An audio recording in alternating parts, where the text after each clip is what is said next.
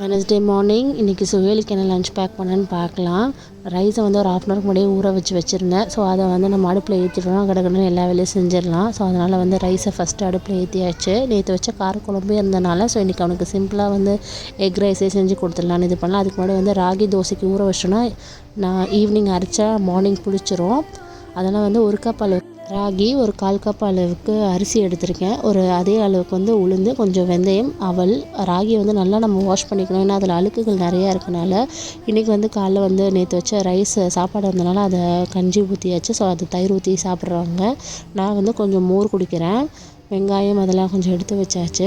இன்றைக்கி அவனுக்கு egg rice தான் லஞ்சுக்கு சிம்பிளாக. ஏன்னா காரக்குழம்பு இருக்கனால அது வேஸ்ட் ஆகிடும். ஸோ நம்ம எதாவது பொரியல் கூட்டு இல்லைனா முட்டை அப்பளம் கூட வச்சு சாப்பிட்டுக்கலாம். ஸோ அதனால் அவனுக்கு மட்டும் எக் ரைஸ் மட்டும் செஞ்சுக்கிறேன். ஸோ கொஞ்சமாக ஒரே ஒரு காஞ்ச மிளகா கிள்ளி போட்டு வெங்காயம் நல்லா வதக்கிட்டு 2 முட்டை போட்டு நல்லா மிக்ஸ் பண்ணிக்கலாம்.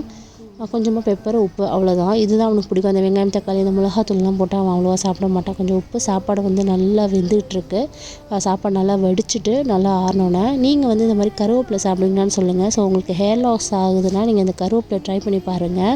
ஸோ ஒரு 7 டேஸ் நீங்கள் சாப்பிட்டு பாருங்கள். உங்களுக்கு நல்லாவே இதுவாக பெனிஃபிட்டாக இருக்கும். ஸோ சாப்பாடு நல்லா உதிரியாக வெந்து வந்துருச்சு. ஸோ அவனுக்கும் நான் லஞ்ச் பேக் பண்ணிட்டேன். ஸோ இதுதான் நான் இன்றைக்கி லஞ்ச் பேக் பண்ணியிருக்கேன். நீங்கள் என்ன உங்கள் குழந்தைங்களுக்கு லஞ்ச் பேக் பண்ணுவீங்க மறக்காமல் சொல்லுங்கள். பாய்.